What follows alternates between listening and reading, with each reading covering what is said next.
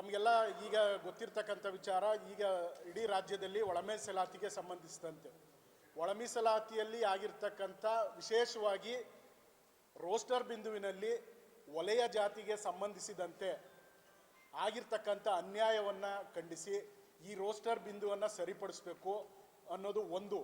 ಮತ್ತು ಎರಡನೇದಾಗಿ ನಮ್ಮ ಪ್ರದೀಪ್ ಅವರು ಹೇಳಿದಂಗೆ ನಾಗಮೋಹನ್ ದಾಸ್ ವರದಿ ಏನಿದೆ, ನಾಗಮೋಹನ್ ದಾಸರವರು ವರದಿಯನ್ನು ಒಪ್ಪಿಸುವಾಗ ಒಂದು ಮಾತನ್ನು ಹೇಳ್ತಾರೆ.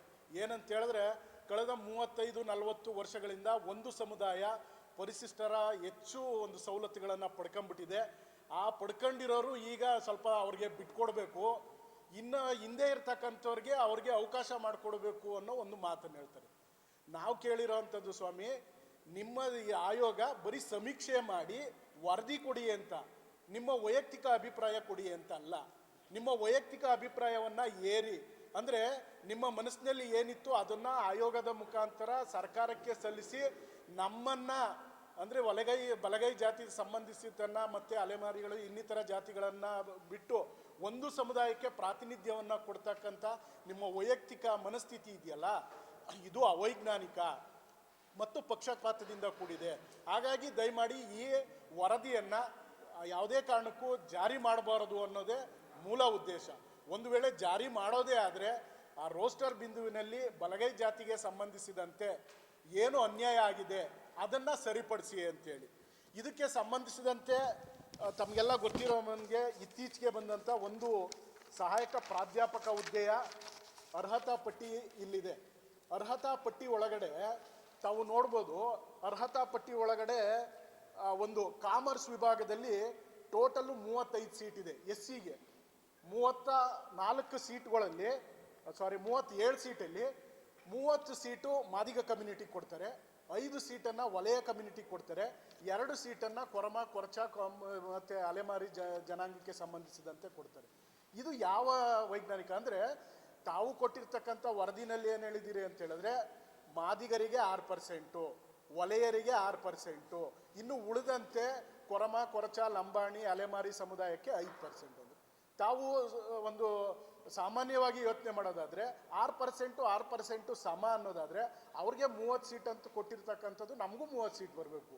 ಇಲ್ಲ ಈ 37 ಸೀಟಲ್ಲಿ ಅವ್ರಿಗೆ 15 ಸೀಟು, ನಮಗೆ 15 ಸೀಟು, ಇನ್ನು ಕೊರಮ ಕೊರಚ ಲಂಬಾಣಿ ಆ ಥರದವ್ರಿಗೆ ಕೊಡಬೇಕು. ಇದು ಎಲ್ಲದರಲ್ಲೂ ಇದೆ. ಕನ್ನಡ ವಿಭಾಗದಲ್ಲಿದೆ, ಕಾಮರ್ಸ್ ವಿಭಾಗದಲ್ಲಿದೆ, ಎಲ್ಲ ವಿಭಾಗದಲ್ಲಿ. ಇದು ಅವೈಜ್ಞಾನಿಕ. ಈ ರೋಸ್ಟರ್ ಬಿಂದುವಿನಲ್ಲಿ ಆಗ್ತಕ್ಕಂಥ ಅನ್ಯಾಯವನ್ನು ಸರಿಪಡಿಸಬೇಕು ಮತ್ತು ಈ ಅವೈಜ್ಞಾನಿಕ ಏನು ನಮ್ಮ ನಾಗಮೋಹನ್ ದಾಸ್ ವರದಿ ಇದೆ ಇದನ್ನು ಯಾವುದೇ ಕಾರಣಕ್ಕೂ ಜಾರಿ ಮಾಡಬಾರ್ದು ಅನ್ನೋ ಒಂದು ಉದ್ದೇಶವನ್ನು ಇಟ್ಕೊಂಡು ಮಾನ್ಯ ಜ್ಞಾನಪ್ರಕಾಶ್ ಸ್ವಾಮೀಜಿಗಳ ನೇತೃತ್ವದಲ್ಲಿ ಹಿರಿಯರಾದಂಥ ಸಿದ್ದಯ್ಯವರು, ವಾಣಿ ಶಿವರಾಮ್ರವರು, ನಮ್ಮ ಶಿವಣ್ಣ ಅವರು, ಚಂದ್ರಶೇಖರ್ ಅವರು, ಈ ರೀತಿಯಾಗಿ ಇಡೀ ರಾಜ್ಯಾದ್ಯಂತ ಇರ್ತಕ್ಕಂಥ ಮುಂಚೂಣಿ ನಾಯಕರುಗಳ ಬಲಗೈ ಜಾತಿಗೆ ಸಂಬಂಧಿಸಿದ ನಾಯಕರುಗಳನ್ನು ಇಟ್ಕೊಂಡು ಅವರ ನೇತೃತ್ವದಲ್ಲಿ ಜಿಲ್ಲೆಯಾದ್ಯಂತ ಪಕ್ಷ ಒಂದು ಅತೀತವಾಗಿ, ಯಾಕೆಂದರೆ ಇಲ್ಲಿ ಯಾವುದೇ ಪಕ್ಷ ಕಾಂಗ್ರೆಸ್ಸು, BJP, JDS, BSP ಆ ಥರದ್ದು ಯಾವುದೂ ಇಲ್ಲ. ನಮಗೆ ಸಮುದಾಯ ಮುಖ್ಯ. ಸಮುದಾಯದ ಹಿತದೃಷ್ಟಿಯಿಂದ, ನಮ್ಮ ಮುಂದಿನ ಮಕ್ಕಳ ಭವಿಷ್ಯದ ಹಿತದೃಷ್ಟಿಯಿಂದ ಈ ಒಂದು ವರದಿ ಯಾವುದೇ ಕಾರಣಕ್ಕೂ ಜಾರಿಯಾಗಬಾರ್ದು. ಈ ಆಯೋಗ ಮಾಡಿರ್ತಕ್ಕಂಥ ಪಕ್ಷಪಾತ ವರದಿ ಇದನ್ನು ತಿರಸ್ಕರಿಸಬೇಕು. ಒಂದು ವೇಳೆ ಒಪ್ಕೊಳ್ಳೋದಾದರೆ ಅದನ್ನು ಆ ರೋಸ್ಟರ್ ಬಿಂದುವನ್ನು ಸರಿಪಡಿಸಬೇಕು ಅನ್ನೋದು ಒಂದು ವಿಧಾನ. ಮತ್ತು ಎರಡನೇದಾಗಿ ತಾವು ನೋಡ್ತಾ ಇದ್ದೀರಿ, ದಿನನಿತ್ಯ ಪತ್ರಿಕೆಗಳಲ್ಲಿ ತಾವು ಕೂಡ ವರದಿ ಮಾಡ್ತಾ ಇದ್ದೀರಿ, ಮಾದಿಗ ಸಮುದಾಯದ ಸಂಬಂಧಪಟ್ಟಂತೆ ಅಣ್ಣ ತಮ್ಮಂದಿರುತ್ತಿದ್ದ ನಮ್ಮನ್ನು ಎತ್ತುಕಡ್ತಕ್ಕಂಥ ಕೆಲಸ ಇವತ್ತು ಬಹಳ ವ್ಯವಸ್ಥಿತವಾಗಿ ನಡೀತಾ ಇದೆ.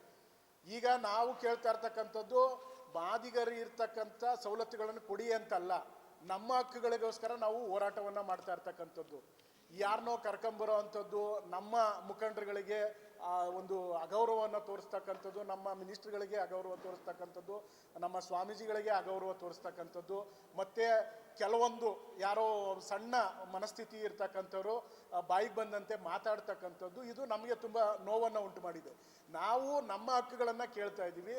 ಏನು ವ್ಯತ್ಯಾಸಗಳಿದೆ ಅದನ್ನು ಸರಿಪಡಿಸಿ ನಾವೆಲ್ಲರೂ ಕೂಡ ಅಣ್ತಂದಿರೆ, ಈಗಲೂ ಕೂಡ ಅಣ್ತಂದಿರೆ, ನಾವು ಯಾವುದೇ ಕಾರಣಕ್ಕೂ ಅವರ ಹಕ್ಕುಗಳನ್ನು ಕಿತ್ಕೊಳ್ಳಿಕ್ಕೆ ನಾವು ರೆಡಿ ಇಲ್ಲ. ನಿಮಗೆಷ್ಟು ಸಮಾನವಾಗಿ ಕೊಡ್ತಾರೋ ನಮಗೂ ಅಷ್ಟೇ ಸಮಾನವಾಗಿ ಕೊಡಿ. 6% ಕೊಟ್ಟಾದ್ಮೇಲೆ ನಮಗೂ 6% ಸಾಂವಿಧಾನಿಕವಾಗಿ ಮತ್ತು ಸಮಯವಾಗಿ ಕೊಡಿ, ಸಮಾನವಾಗಿ ಕೊಡಿ ಅನ್ನೋದು ಅಷ್ಟೇ ನಮ್ಮ ಉದ್ದೇಶ ಹೊರತು ನಿಮ್ಮ ಹಕ್ಕುಗಳನ್ನು ಕಿತ್ಕೊಳ್ಳೋದಾಗಲಿ ಅಥವಾ ನಿಮ್ಮನ್ನು ವಿರೋಧಿಸೋದಾಗಲಿ ಅಥವಾ ನಿಮ್ಮ ನಾಯಕರುಗಳಿಗೆ ಅಗೌರವ ತೋರಿಸೋದಾಗಲಿ ನಮ್ಮ ಉದ್ದೇಶ ಅಲ್ಲ. ಇದು ಬೃಹತ್ತಾಗಿ 25ನೇ ತಾರೀಕು ಅಂದರೆ ನಾಳೆ ನಡೀತಕ್ಕಂಥ ಒಂದು ಬೃಹತ್ ಪ್ರತಿಭಟನೆಗೆ ಇಡೀ ಜಿಲ್ಲೆಯಾದ್ಯಂತ ಚನ್ನಪಟ್ಟಣ, ಮಾಗಡಿ, ರಾಮನಗರ, ಆರೋಳ್ಳಿ ತಾಲೂಕು, ಕನಕಪುರದಿಂದ ಸೇರಿ ಸುಮಾರು ಒಂದು 10,000 ಜನಸಂಖ್ಯೆ ಈ ಜಿಲ್ಲೆಯಿಂದ ಹೊರಡಲಿಕ್ಕೆ ನಾವು ಅನುವು ಮಾಡ್ಕೊಂಡಿದ್ದೀವಿ. ಈ ಎಲ್ಲ ನಾಯಕರುಗಳ ಒಂದು ಅರಿವಿನ ಮುಖಾಂತರ ಪ್ರತಿ ಹಳ್ಳಿಗೂ ಹೋಗಿ ಇದ್ರ ಬಗ್ಗೆ ಅರಿವನ್ನು ಮೂಡಿಸಿ ಮುಂದಿನ ಒಂದು ಅವರಿಗೆ ವಿಷಯ ತಿಳಿಸಿ ಎಲ್ಲ ವ್ಯವಸ್ಥೆಗಳನ್ನು ಕೂಡ ಮಾಡ್ಕೊಂಡಿದ್ದೀವಿ. ಆ ನಿಟ್ಟಿನಲ್ಲಿ ಇಲ್ಲಿ ಬಂದಿರತಕ್ಕಂಥ ಎಲ್ಲ ಮುಖಂಡರುಗಳಿಗೆ ಮತ್ತು ಈ ಹಳ್ಳಿಯಲ್ಲಿ ಅರಿವು ಮೂಡಿಸ್ತಾ ಇರ್ತಕ್ಕಂಥ ಎಲ್ರಿಗೂ ಕೂಡ ತುಂಬ ಹೃದಯದ ಧನ್ಯವಾದಗಳನ್ನು ಅರ್ಪಿಸ್ತಾ, ನಮ್ಮ ಹಕ್ಕುಗಳಿಗೋಸ್ಕರನೇ ನಮ್ಮ ಹೋರಾಟ, ಬೇರೆ ಯಾವ ಸಮುದಾಯದ ವಿರುದ್ಧ ಅಲ್ಲ, ಯಾವ ಜಾತಿಯ ವಿರುದ್ಧನೂ ಅಲ್ಲ. ನಮ್ಮ ಹಕ್ಕುಗಳು ಯಾಕೆಂದರೆ ನಾವು ಕೇಳ್ತಾ ಇರ್ತಕ್ಕಂಥದ್ದು ಡಾಕ್ಟರ್ ಬಾಬಾ ಸಾಹೇಬ್ ಅಂಬೇಡ್ಕರ್ ಕೊಟ್ಟಿರ್ತಕ್ಕಂಥ ಮೀಸಲಾತಿನ. ನಮಗೆ ಬೇರೆ ಯಾರೋ ಕೊಟ್ಟಿರ್ತಕ್ಕಂಥ ಅವೈಜ್ಞಾನಿಕ ಮನಸ್ಥಿತಿ ಇಟ್ಕೊಂಡು ಯಾವುದೋ ಪಕ್ಷಪಾತದಲ್ಲಿ ಇಟ್ಕೊಂಡು ಯಾವುದೋ ಒಂದು ಸಮುದಾಯವನ್ನು ತುಳಿತಕ್ಕಂಥ ಕೆಲಸ ಮಾಡಿರ್ತಕ್ಕಂಥ ಆಯೋಗದ ಸಮೀಕ್ಷೆ ನಮಗೆ ಬೇಡ, ಆಯೋಗದ ವರದಿ ಬೇಡ, ಆಯೋಗ ಯಾವುದೇ ಕಾರಣಕ್ಕೂ ಜಾರಿಯಾಗೋದು ಬೇಡ. ಆ ನಿಟ್ಟಿನಲ್ಲಿ ನಮ್ಮ ಹೋರಾಟ ಇದು ಯಾವುದೇ ಕಾರಣಕ್ಕೂ ಮುಂದುವರಿಬಾರ್ದು. ಒಂದು ವೇಳೆ ಸರ್ಕಾರ ಇದನ್ನು ಮೀರಿ ಯಾವುದೇ ಸರ್ಕಾರಗಳಾಗಿರ್ಬೋದು ಮುಂದುವರೆದ್ರೆ ಖಂಡಿತವಾದಂಥ ಒಂದು ಪಶ್ಚಾತ್ತಾಪವನ್ನು ಯಾವುದೇ ಸರ್ಕಾರಗಳಾಗಲಿ ಖಂಡಿತವಾಗೂ ಅನುಭವಿಸುತ್ತೆ. ಅದು ಮುಂದಿನ ಚುನಾವಣೆಗಳಲ್ಲಾಗ್ಬೋದು ಅಥವಾ ಬೇರೆ ಇನ್ನಿತರ ಹೋರಾಟಗಳಲ್ಲಾಗ್ಬೋದು. ಅದು ಖಂಡಿತ ಅದರ ಪಶ್ಚಾತ್ತಾಪ, ಅದರ ಎಫೆಕ್ಟನ್ನು ಅನುಭವಿಸ್ಬೇಕಾಗುತ್ತೆ ಅನ್ನೋ ಒಂದು ಎಚ್ಚರಿಕೆಯನ್ನು ಈ ಮೂಲಕ ಸರ್ಕಾರಕ್ಕೆ ನೀಡ್ತಾ ಇದ್ದೀವಿ. ಧನ್ಯವಾದ. ನಮ್ಮ ಈ 25/3/2026 ನಡೀತಿರುವ ಬೆಂಗಳೂರಿನ ಫ್ರೀಡಂ ಪಾರ್ಕ್ನಲ್ಲಿ ನಡೀತಿರುವ ಪ್ರತಿಭಟನೆ ಕುರಿತು ಈ ದಿನ ನಾವು ಒಂದು ಪತ್ರಿಕಾಗೋಷ್ಠಿಯನ್ನು ಜಿಲ್ಲಾ ಮಟ್ಟದಲ್ಲಿ ಕರೆದಿದ್ದೀವಿ. ಇದ್ರ ಪ್ರಾಸ್ತಾವಿಕ ನುಡಿಗಳು ಹಂಚ್ಕೊಳ್ಳೋದು ಏನಪ್ಪ ಅಂದ್ರೆ ವಿಷಯ ಏನಂದರೆ, ನಮಗೆ ಇತ್ತೀಚೆಗೆ ರಾಜ್ಯದಲ್ಲಿ ಚರ್ಚೆಗೆ ಗ್ರಾಸ ಆಗಿರೋ ಸುದ್ದಿ ಯಾವುದಪ್ಪ ಅಂದರೆ ಒಳ ಮೀಸಲಾತಿ. ಅದರಲ್ಲಿ ಆಗಿರುವಂಥ ಪಕ್ಷಭೇದ ರಾಜಕೀಯವಾಗಿ ಮತ್ತು ನಮಗೆ ಅನ್ಯಾಯವಾಗಿರೋ ಕುರಿತು ಒಂದು ಪ್ರತಿಭಟನೆಯನ್ನು ಹಮ್ಮಿಕೊಂಡಿದ್ದೀವಿ. ನಾಗಮೋಹನ್ ದಾಸ್ ಅವರು ವರದಿ ಕೊಟ್ಟಿರುವಂಥ ವರದಿಯಲ್ಲಿ ನಮಗೆ ಪಕ್ಷಭೇದ ಆಗಿದೆ, ಅನ್ಯಾಯ ಆಗಿದೆ, ಪಕ್ಷಪಾತದಿಂದ ಕೂಡಿದೆ ಎಂಬುದು ಕುರಿತು ರಾಜ್ಯ ಮಟ್ಟದಲ್ಲಿ ಶ್ರೀ ಜ್ಞಾನಪ್ರಕಾಶ ಸ್ವಾಮೀಜಿಗಳ ಅಧ್ಯಕ್ಷತೆಯಲ್ಲಿ ನಾವು ಒಂದು ರಾಜ್ಯ ಮಟ್ಟದ ಒಂದು ಪ್ರತಿಭಟನೆಯನ್ನು ಹಮ್ಮಿಕೊಂಡಿದ್ದೀವಿ. ಆ ಕುರಿತು ಇಡೀ ಜಿಲ್ಲೆಯಲ್ಲಿ ಎಲ್ಲ ತಾಲೂಕಿನಲ್ಲಿ ಸಂಘಟನೆಯನ್ನು ಮಾಡ್ಕೊಂಡಿದ್ದೀವಿ. ಆ ಸಂಘಟನೆಗಳ ವಿಚಾರವಾಗಿ ಮತ್ತು ಪ್ರತಿಭಟನೆ ಕುರಿತು ವಿಚಾರವಾಗಿ ಎಲ್ಲರೂ ನಮ್ಮ ತಾಲೂಕಿನ ಎಲ್ಲ ಮುಖಂಡರುಗಳು ಇಲ್ಲಿ ವಿಷಯಗಳನ್ನ ಮಂಡಿಸ್ತಾರೆ. ನಾವು ಒಟ್ಟು ಪ್ರಾಸ್ತಾವಿಕ ನುಡಿಯ ಪ್ರಮುಖ ಉದ್ದೇಶ ಏನಂದರೆ, ಅವೈಜ್ಞಾನಿಕವಾಗಿ ಪಕ್ಷಪಾತದಿಂದ ಕೂಡಿರುವಂಥ ನಾಗಮೋಹನ್ ದಾಸ್ ವರದಿಯನ್ನು ತಿರಸ್ಕಾರ ಮಾಡುವುದು ಮತ್ತು ಹಳೆ ಮೀಸಲಾತಿಯನ್ನು ಜಾರಿ ಮಾಡುವುದು ನಮ್ಮ ಉದ್ದೇಶ. ಹಳೆ ಮೀಸಲಾತಿ ಜಾರಿ ಮಾಡುವುದು ಮತ್ತು ಅವೈಜ್ಞಾನಿಕ ತಿರಸ್ಕಾರ ಮಾಡುವುದು ನಮ್ಮ ಉದ್ದೇಶ ಆಗಿದೆ.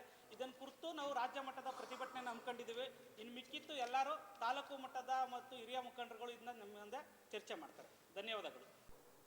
ಏನು ನಾವು ದಿನಾಂಕ 25/3/26 ಫ್ರೀಡಂ ಪಾರ್ಕ್ನಲ್ಲಿ ಬೃಹತ್ ಪ್ರತಿಭಟನಾ ಸಮಾವೇಶವನ್ನು ಹಮ್ಮಿಕೊಂಡಿದ್ದೀವಿ. ಮೀಸಲಾತಿ ವಿರುದ್ಧ ನಮಗೆ ಅವೈಜ್ಞಾನಿಕವಾಗಿ ಆಗಿರುವಂಥ ಒಂದು ತಾರತಮ್ಯ ಮೀಸಲಾತಿಯ ವಿರುದ್ಧ ನಾವು ಒಂದು ಬೃಹತ್ ಪ್ರತಿಭಟನಾ ಒಂದು ಕಾರ್ಯಕ್ರಮವನ್ನು ನಮ್ಮ ಜ್ಞಾನಪ್ರಕಾಶ್ ಸ್ವಾಮೀಜಿ ಮತ್ತು ಇತರರ ಮುಖಂಡತ್ವದಲ್ಲಿ ವಹಿಸ್ಕೊಂಡಿದ್ದೀವಿ. ಅದಕ್ಕೆ ರಾಮನಗರ ಜಿಲ್ಲೆಯಿಂದ ಒಂದು 10,000 ಜನ ಒಡಕ್ಕೆ ಪ್ರಯತ್ನ ಪಟ್ಟಿದ್ದೀವಿ. ಅದರಲ್ಲಿ ನಮ್ಮ ಚನ್ನಪಟ್ಟಣದಿಂದ ಒಂದು 3,000 ಜನ ಓಡಿಸುವಂಥ ಕೆಲಸಗಳನ್ನು ನಾವೀಗ ಆಲ್ರೆಡಿ ಮಾಡಿದ್ದೀವಿ. ಒಂದು 50 ಬಸ್ಸು, ಊಟದ ವ್ಯವಸ್ಥೆ, ಹಾಗೂ ಬಂಟಿಂಗ್ಸು, ಬ್ಯಾನರ್ಸ್ ಇವನ್ನೆಲ್ಲ ಮಾಡ್ಕೊಂಡಿದ್ವಿ. ಹಾಗಾಗಿ ರಾಮನಗರದಲ್ಲೂ ಸಹ ಆ ಥರ ಮಾಡಿ ಆಮೇಲೆ ಹೆಚ್ಚಿನ ಎಲ್ಲ ವಿಚಾರಗಳನ್ನು ನಮ್ಮ ಕೋಟೆ ಕುಮಾರ್ ಹಾಗೂ ನಮ್ಮ ಪ್ರದೀಪ್ರವರು ಮಾತಾಡಿರ್ತಾರೆ. ಅದರಿಂದ ನಾನು ಹೆಚ್ಚಿಗೆ ಏನು ಮಾತಾಡಲ್ಲ. ಈ ಪ್ರತಿಭಟನೆಯನ್ನು ಯಶಸ್ವಿಗೊಳಿಸಿ ಆಮೇಲೆ ಇದರಲ್ಲಿ ಅದು ಅನುಷ್ಠಾನಗೊಳ್ಳಲಿಲ್ಲ ಅಂದರೆ ಈ ಪ್ರತಿಭಟನೆ ಮುಂದಿನ ದಿನಗಳಲ್ಲಿ ಇನ್ನೂ ಉಗ್ರವಾಗಿ ಪರಿಣಮಿಸ್ತದೆ ಅಂತ ಈ ಮೂಲಕ ನಾವು